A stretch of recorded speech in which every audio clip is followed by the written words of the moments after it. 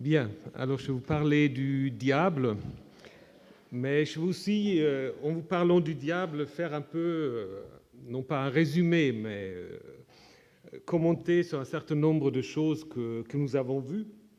En fait, évidemment, j'ai écrit, malgré des mauvaises langues, ce texte avant, cette rencontre, mais il y a quand même quelques contacts avec des choses qui ont été dites. Donc je vais essayer un peu aussi de faire, non pas un résumé, mais de souligner un certain nombre de choses en rapport avec notre sujet entre les dieux et les hommes. Donc apparemment, le diable nous intéresse, parce que vous êtes encore là. Preuve en est aussi des nombreuses publications à son sujet. Et tout récemment, après beaucoup d'autres prédécesseurs, Alain Ray vient de publier un dictionnaire amoureux du diable, où il répertorie tous les titres qu'on lui a donnés tout au long de l'histoire. Et dans la préface de cet ouvrage, il explique le Satan, sémite, parfois hellénisé, le daimon grec, son frère familier, le diabolos, notre diable, sont des victimes de la malfaisance humaine. Si on a donné à ce pauvre diable la forme du bouc, c'est sans doute pour qu'il serve d'émissaire, d'abcès de fixation pour nos propres turpitudes, sans lui demander son avis. Et un peu plus loin, le mal est en nous, autour de nous. Le diable, invention admirable, est là pour l'assumer, l'éloigner, le sortir de ce repère. Le diable est un grand exorciste. Je crois qu'il n'a pas tout à fait tort. Parce que quand nous pensons au diable, on pense soit à des films comme L'Exorciste, mais quand on pense au diable, on a souvent les textes juifs et les textes du Nouveau Testament en tête.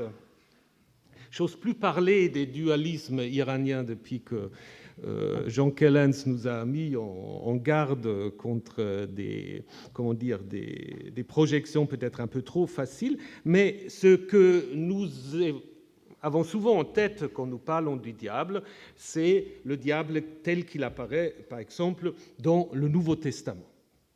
Dans le Nouveau Testament, en fait, le diable est là du début jusqu'à la fin.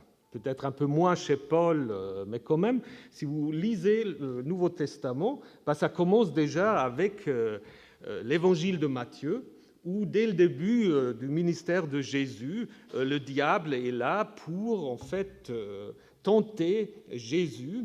Évidemment, Jésus, vous pouvez lire ce texte, Jésus réussit évidemment de montrer sa loyauté à l'égard du Dieu qu'il a envoyé.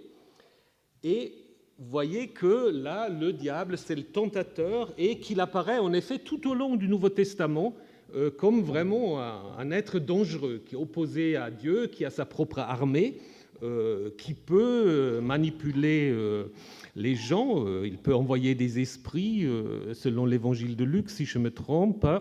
C'est lui qui donne à Judas l'idée de trahir Jésus. Et tout à la fin,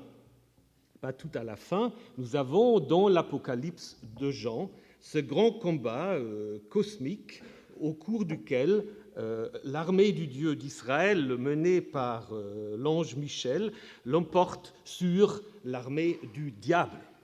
Et ce qui est intéressant, là, le diable, tout d'un coup, on l'appelle le grand dragon, le serpent d'autrefois, c'est lui qui appelait le diable et le Satan.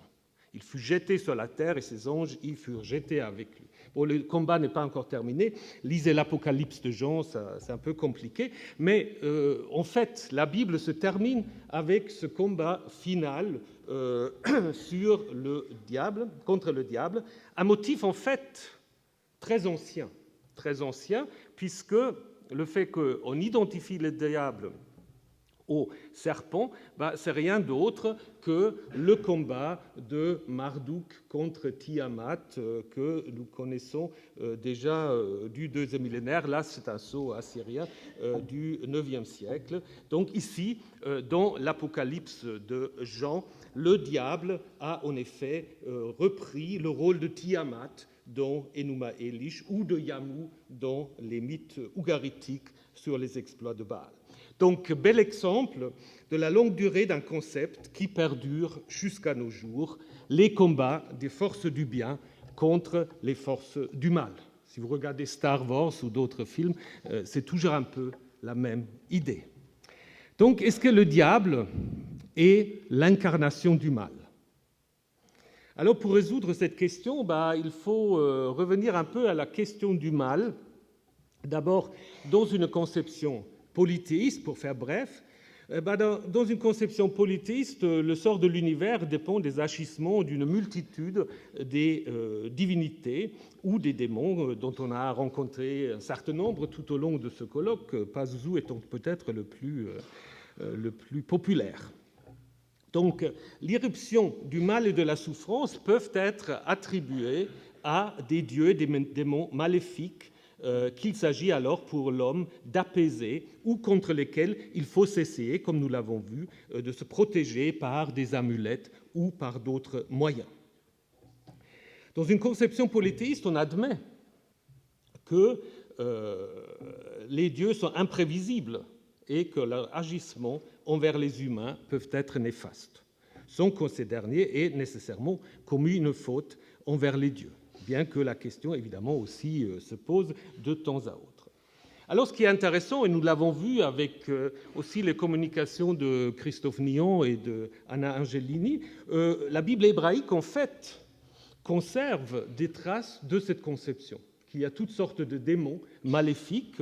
Je vous rappelle un certain nombre de ces démons, notamment Brian Schmidt aussi nous a parlé des Shedim, qu'on peut sans doute mettre en rapport avec les Shedum acadiens, et deux textes de la Bible parlent même des sacrifices qu'on fait à ces Shedum. Ça, c'est une question évidemment compliquée, mais ce qui est intéressant là, c'est même des sacrifices d'enfants, si on prend le psaume 106.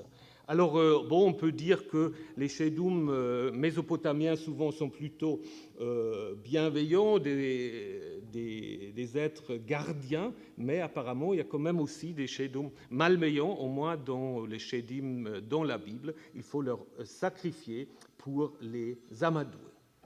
D'autres textes bibliques connaissent des sérim, des êtres poilus, qu'on traduit parfois par satyres, qui habitent le désert et les ruines et qui apparemment sont dangereux. Ça, c'est un texte aussi que nous avons déjà vu avec Christophe Nion, donc je ne vais pas en détailler le contenu. Ce qui est intéressant pour l'histoire de la réception, que là on trouve en fait l'origine du mythe de la première femme d'Adam qui aurait été Lilith, qu'on a donc mis en relation avec la racine Laïla, la nuit, bien que peut-être à l'origine c'est autre chose. Ce qui est intéressant, c'est que, en effet, on pourrait encore multiplier les exemples, ce que je ne vais pas faire. Pour les Israélites et les Judéens, la présence de tels démons allait apparemment de soi. Et il n'y a pas eu de censure dans les textes bibliques par rapport à cela. Mais ce qui est aussi à souligner dans la Bible hébraïque, ces êtres-là, les poilus, les Shedim, Lilith et d'autres, ne sont jamais dépeints comme étant liés d'une manière ou d'une autre à Yahvé. Donc ils ont une certaine autonomie et c'est différent par rapport au Satan. Le Satan, en effet, est lié à Yahvé dans la Bible hébraïque, mais il n'entre en scène qu'au moment de l'élaboration d'une idéologie monothéiste ou, pour ne pas utiliser ce terme compliqué, disons plutôt d'une idéologie d'un Yahvé seul à l'époque perse. Et il faut alors que je vous dise juste 2-3 choses sur la question de la gestion du mal dans une perspective monothéiste. Alors vous connaissez tous le récit du déluge. Pour les Mésopotamiens, le déluge, mythe très populaire, se met en place soit par un coup de tête des dieux ou ce qu'on peut imaginer comme une affaire plutôt minime, le bruit qu'ils font les hommes. Peut-être ce n'est pas si minime que ça, mais voilà, donc il y a ce problème-là et on décide il faut s'en débarrasser. Alors pour, en effet, éviter que l'humanité disparaisse entièrement, il y a toujours un Dieu, ami des hommes, et un Enki qui vient avertir le héros qui va ensuite échapper au déluge par le moyen de l'arche. Alors si vous regardez la Bible, vous avez la même histoire du déluge, surtout elle est très proche de la version telle que nous l'avons chez Gilgamesh, mais il y a quand même deux changements importants. D'abord, on donne en fait des raisons plus éthiques pour légitimer la nécessité du déluge. On dit que la méchanceté ou le mal des humains est devenu grand. Dans l'autre version, on dit toute chair avait corrompu sa conduite. Donc ce n'est plus le bruit, c'est une sorte de comportement éthique qui pose problème aux dieux. Et puis surtout, ce qui est peut-être le changement le plus important, c'est que maintenant, en effet, Yahvé doit jouer les deux rôles qui étaient repartis entre les dieux. Yahvé doit être à la fois celui qui décide de faire venir le déluge. Il dit maintenant, je vais en effet anéantir l'ensemble de l'humanité. Alors logiquement, il devrait le faire, mais non, il va quand même aller trouver Noé pour l'informer et puis pour ainsi permettre à l'humanité quand même d'échapper au déluge. Donc tout cela, en fait, nous pose la question du responsable du mal ou des catastrophes dans un concept monothéiste. Et c'est une question, en effet, à laquelle les textes bibliques ne vont pas donner une doctrine. Par contre, il y a un texte quand même très intéressant que j'aimerais vous présenter. C'est un texte qui nous ramène à l'époque des Perses, où, en effet, dans le 2e Ésaïe, Yahvé présente d'abord le roi Cyrus comme étant son messie, son élu, donc Chétémi, le centurion, donc il s'adresse en fait au roi perse. Mais ce qui est plus intéressant, en fait, c'est la suite. « Je suis Yahvé, il n'y a point d'autre, je forme la lumière et je crée les ténèbres. Boré Rocher. Je fais le shalom et je crée encore bara, le mal. Je suis Yahvé qui fait tout cela. » Alors ça, c'est intéressant. On n'a pas fait penser que le shalom et le mal, c'est juste la guerre et la paix. Mais à mon avis, c'est beaucoup plus large, d'autant plus qu'un manuscrit de Qumran met à la place de Shalom Tov, donc le bien. Donc il y a vraiment là l'idée de créer le bien et le mal. Et si vous vous souvenez du début de la Bible, que Jean-Marie Durand connaît par cœur, il y a une grande différence par rapport à cela. Oui, c'est quoi la grande différence? C'est que, on peut presque dire, c'est un texte qui fait une polémique contre Genèse 1. Parce qu'en Genèse 1, on a aussi ce verbe assez rare, bara, mais là, en fait, Dieu crée, non pas les ténèbres. Les ténèbres sont déjà là. Quand on dit « Au commencement, Dieu créa le ciel et la terre », et il y avait déjà les ténèbres. Il y avait les eaux primordiales et les ténèbres étaient là.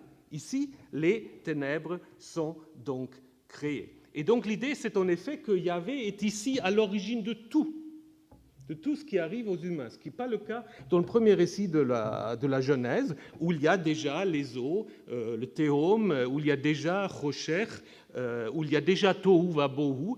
Ici, ce texte dit non, il n'y avait rien. Yahvé a tout créé. Et c'est un peu la même idée que nous trouvons dans l'histoire de Job, sur laquelle je vais revenir dans un instant, lorsque Job est frappé de toutes sortes de malheurs et sa femme lui dit « mais laisse tomber ce Dieu-là », il dit « tu parles comme une folle, nous acceptons le bien de la part de la divinité », il utilise « ha Elohim », et nous n'accepterons pas aussi le mal, « ha Ra'a », de sa part. Ici, il n'y a aucune allusion au Satan. Donc tout est dans le discours de Job, envoyé par Yahvé. Et c'est un peu la même chose aussi qu'on trouve donc au livre de Qoéleth, qui a un peu cette même idée. Mais apparemment, cette idée que Yahvé fait tout, ça pose quand même un problème. Et on va, à la même époque, à l'époque perse, ou ce qu'on appelle le monothéisme, mais c'est un terme qui est quand même compliqué, peut-être il faut l'éviter, mais disons, où on élabore cette idée que tout a été fait par Yahvé, ça pose quand même un problème, qui reste un problème. Quelqu'un avait dit une fois, le monothéisme est très difficile à penser. Essayez de penser à un monothéisme absolu. Le christianisme a eu la Trinité très vite, donc je pense que ce n'est pas si monothéiste que ça. Et donc on a toujours un peu un problème avec un Dieu trop transcendant quelque part. Et donc qu'est-ce qu'on observe? On observe en fait le retour d'une idée très très ancienne, on en a parlé aussi, le retour de l'idée d'une cour céleste où en effet Yahvé va trôner comme roi. Et c'est là, en effet, où, dans la Bible hébraïque, Satan va, en effet, trouver sa place. Alors, le Satan dans la Bible hébraïque, je suis tout à fait d'accord avec Jean-Marie Durand qu'il faut faire attention avec les étymologies. Les étymologies, on peut leur faire dire beaucoup de choses. Et puis on dit ça c'est la vraie étymologie, ça c'est la mauvaise étymologie, et il faut faire attention. Donc on a souvent dit en effet que Satan, il faut le mettre en rapport avec une racine, Satan ou Satam, signifiant être hostile ou accusé, possible, mais nous allons voir que dans les textes c'est un peu plus compliqué. Il y a 3 textes en fait, il n'y a que 3 textes. Bien que la racine est utilisée assez souvent pour des êtres humains, il n'y a en fait que 3 textes où le Satan apparaît en lien avec Yahvé. Zacharie 3, Job et les Chroniques. Donc je vais brièvement en fait les commenter, mais ce qu'on peut déjà dire très clairement, que la carrière du Satan ne commence pas avant les Perses. Avant l'époque perse, voilà. Avant l'époque perse. Tous ces textes datent au moins, disons, au plus tôt de cette époque. Alors, nous voyons Satan en Zacharie, où, en effet, il y a une sorte de tribunal céleste où figure un grand prêtre, Josué, qui apparemment se trouve dans le rôle de l'accusé. Après, il y a l'ange de Yahvé, qui est apparemment une sorte d'avocat, voire le représentant de Yahvé, et ainsi que Satan, apparemment en tant qu'accusateur, voire même procureur, et d'autres membres du tribunal céleste, ceux qui se tenaient à côté de lui.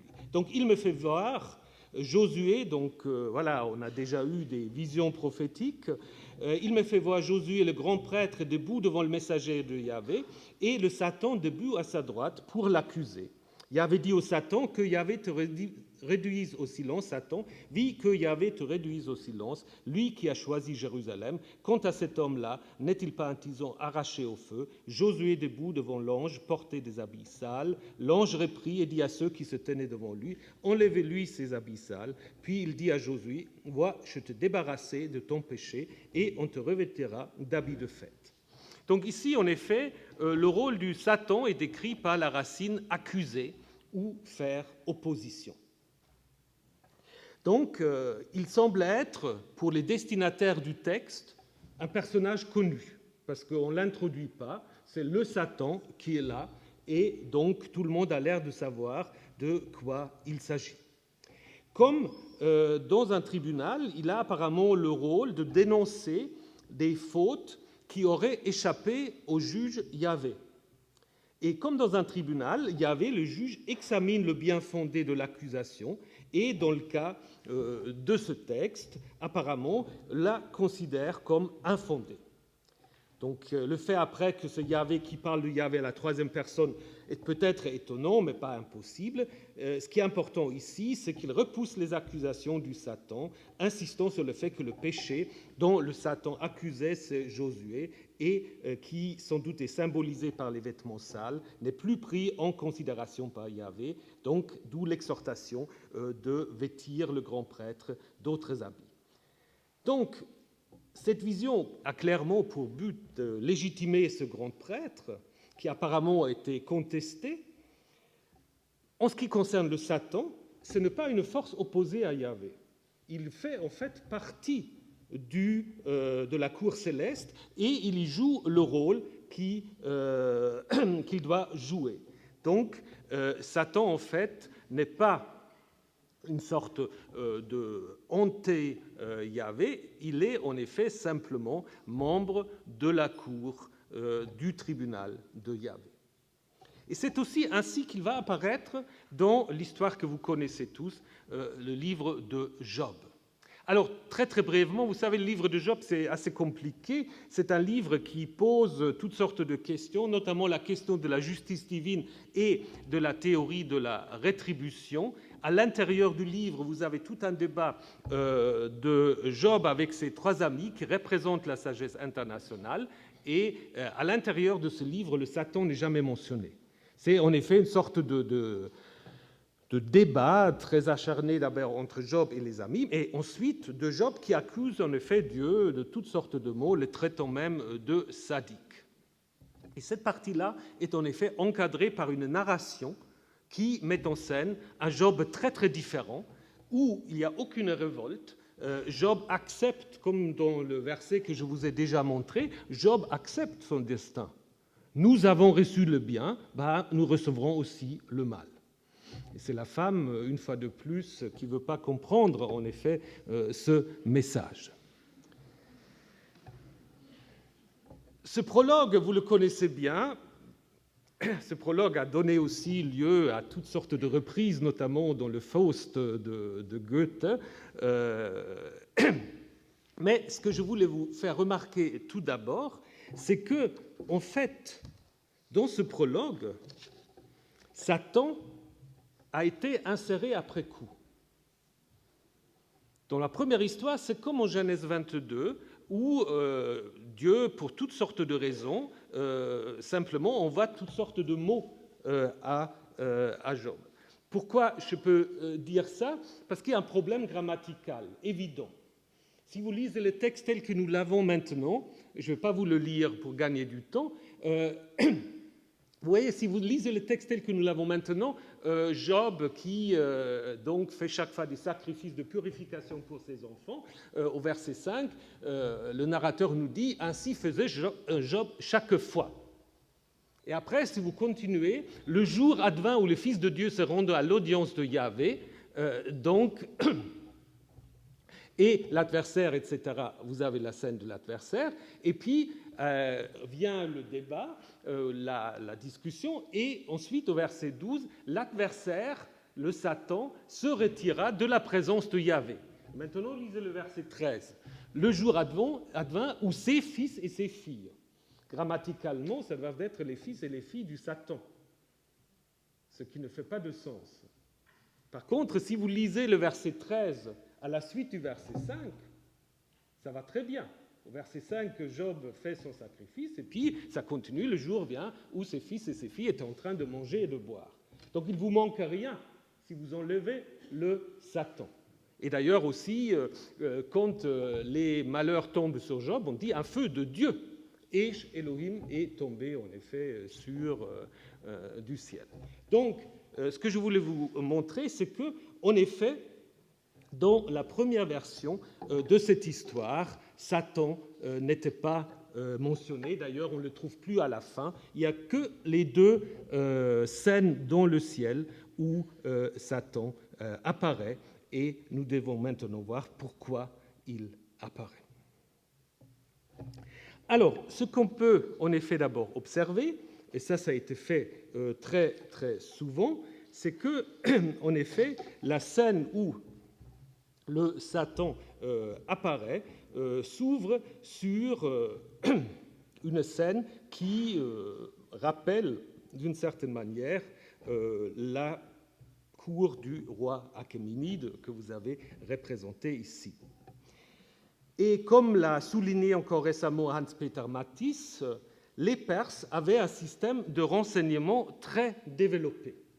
Donc, il y avait une sorte de police secrète, des agents secrets, et c'est justement cette fonction-là qui se reflète dans la scène où le Satan arrive. Il advint un jour que le Fils de Dieu vint se présenter devant Yahvé, et le Satan vient aussi au milieu d'eux. Yahvé dit au Satan, « D'où viens-tu » Et le Satan dit, « De parcourir la terre et d'y rôder. » Donc, l'Assemblée de Dieu, ça c'est les fils de Dieu, c'est un thème très, très ancien. On l'a Ugarit, par exemple. Mais ici, justement, ce qui est intéressant, ici, on rattache en fait le terme Satan à une racine qui veut dire parcourir, donc shoot, parcourir, rôder, tout observer. Donc, décrivant en fait l'activité de Satan comme celle d'un espion qui parcourt toute la terre pour faire ensuite un rapport à Yahvé. Donc le Satan du prologue de Job, c'est un agent secret au service de Yahvé.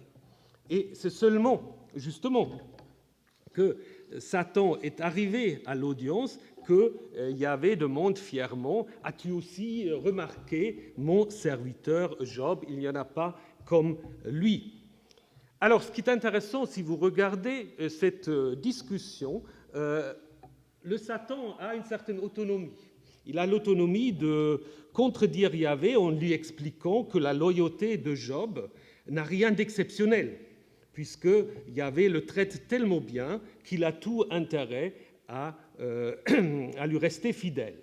Donc le Satan persuade Yahvé de tenter une sorte d'expérience pour tester cette loyauté, un pari que Yahvé accepte. Mais le Satan ne peut pas intervenir librement pour frapper Job de toutes sortes de malheurs. Il a toujours besoin de la permission de Yahvé. Ainsi, il reste un agent de Yahvé à qui celui-ci concède une certaine liberté de parole, comme le fait le roi par rapport au chancelier en qui il a confiance. Ainsi, les deux passages dans le prologue de Job, mettant en scène le Satan, donnent une certaine autonomie au mal, tout en maintenant le fait que ce Yahvé qui en est l'ultime responsable. Et cela, en fait, rappelle d'autres agents de Yahvé. Je veux, pour gagner du temps, très très brièvement les évoquer. Un premier, c'est dans un texte que Christophe Uhlinger a déjà mentionné très brièvement hier, où en effet, de nouveau, on est dans une cour céleste, dans une vision du prophète, qui en effet explique pourquoi le roi d'Israël va en effet perdre, être tué dans le combat, parce qu'en effet Yahvé tient conseil et il dit en effet comment on va faire pour que Akab va perdre cette bataille, va être tué. Il y a l'esprit avec l'article Ha-Ruach, alors peut-être la personnification même de l'inspiration prophétique qui est là, qui va dire moi je vais y aller et je vais donc devenir en fait une fausse prophétie dans la bouche des prophètes. Donc d'une certaine manière, ici cet esprit peut en effet être considéré comme un précurseur du Satan, car il prend l'initiative et propose à Yahvé comment faire pour que le roi d'Israël parte en guerre en manipulant les prophètes de la cour. Et puis, d'une certaine manière, le fameux serpent en Genèse 3 fait également partie des agents de Yahvé. Alors vous savez que traditionnellement, surtout dans la théologie chrétienne, on a identifié le serpent au diable. Alors, la particularité dans cette identification, à mon avis, est liée au fait que le serpent puisse en effet être compris comme un agent de Yahvé, tel que le Satan dans le prologue de Job ou encore en Zacharie 3. Pourquoi ? Parce que, d'abord, on va très clairement dire qu'il fait partie des animaux de la campagne que Yahvé Dieu avait créés, et il a aussi une certaine autonomie par rapport à Yahvé, puisqu'il peut dire à la femme, non, ce n'est pas tout à fait ce que Yahvé vous a dit, le jour où vous allez manger de cette pomme, de cette fruit, vous serez comme des dieux, possédant la connaissance du bien et du mal. Après, évidemment, tout dépend comment on veut lire et comprendre ce texte. Mais ce qui est important, c'est que le serpent réussit son tour et pousse la femme à la transgression, mais c'est apparemment une transgression qui est nécessaire, car il n'est guère concevable que les hommes cohabitent avec Dieu dans le même jardin. C'est impossible. On connaît ça aussi chez les Grecs, il faut qu'il y ait l'expulsion. Alors on peut dire quand même que le serpent à la fin est puni, mais en même temps, évidemment, il s'agit là simplement d'une étiologie qui va expliquer pourquoi le serpent a une manière très étonnante pour les anciens de se mouvoir.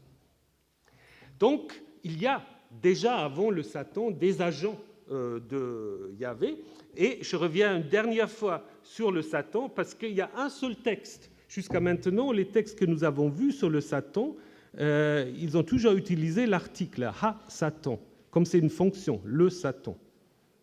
Et il y a un texte où c'est différent, où Satan, en effet, va être utilisé comme un nom propre. C'est lié à une histoire qu'on trouve pour la première fois dans le livre de Samuel, au 2 Samuel 24, où ça commence par la colère de Yahvé. Yahvé s'enflamma encore contre les Israélites et il incita, Vayasset, David contre eux, disant « Va dénombrer Israël et Juda ». Et le roi dit à Joab « Parcours, shoot, toutes les tribus d'Israël de Dan à Beersheba ». Donc c'est une histoire assez curieuse parce que c'est Yahvé lui-même qui donne à David l'idée de faire ce dénombrement, ce recensement, et ensuite David est puni pour cela.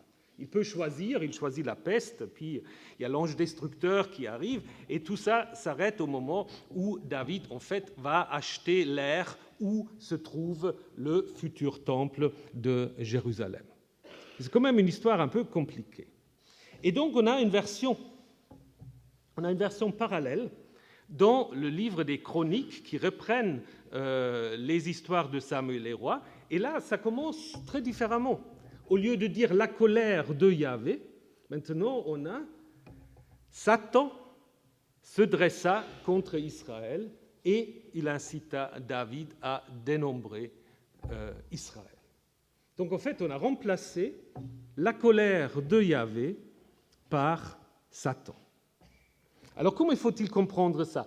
Est-ce que c'est simplement une interprétation de 2 Samuel 24 en disant en fait là, le Satan ou Satan n'est rien d'autre que la manifestation de la colère de Yahvé, parce qu'on peut en effet observer que la racine parcourir, shoot, qui en Job est utilisée pour décrire l'activité du Satan, apparaît également dans ce récit-là, parcourir. Est-ce que déjà on a pensé que ça fait allusion au Satan ou encore à la racine inciter, vayasset, ça fait également peut-être penser un peu à Satan. Donc est-ce que l'auteur de 1 Chronique 21 s'est simplement inspiré de ce verbe pour remplacer la colère de Yahvé par Satan? Mais en même temps, il faut quand même souligner que c'est le seul texte dans la Bible hébraïque où Satan soit utilisé comme un nom propre. Donc est-ce que nous avons là peut-être, mais il faut être prudent, est-ce que nous avons là peut-être l'indication d'un début d'une évolution qui va donner plus d'autonomie au Satan, puisque ça, on peut très bien ensuite l'observer dans les livres des Jubilés. On a dénommé Mastema, mais qui n'est rien d'autre que Satan, où c'est du coup lui qui va persuader Dieu de tenter Abraham. Donc il faut quelqu'un qui dit il faut tenter Abraham, alors qu'en Genèse 22, c'est Dieu tout seul, ou encore où c'est lui et non plus Yahvé qui vient pour attaquer et pour faire mourir Moïse, alors que dans le récit de l'Exode, c'est Yahvé lui-même qui vient pour tuer Moïse. Donc il y a peut-être là une vision du diable qui se prépare et qui deviendra populaire dans certains courants du judaïsme dès l'époque hellénistique et surtout ensuite dans le christianisme. Je vais faire une très brève conclusion. Contrairement à la carrière fulgurante qui en fait l'adversaire de Dieu, le Satan dans la Bible hébraïque représente plutôt un des agents au service de Yahvé. Dans une perspective monothéiste, il permet, avec d'autres agents, d'affirmer que Yahvé est le Dieu unique, tout en donnant au mal une certaine autonomie, bien qu'il ne puisse être séparé du seul Dieu. Ainsi même, dans le monothéisme, il est difficile de s'imaginer un ciel entièrement vide. Merci.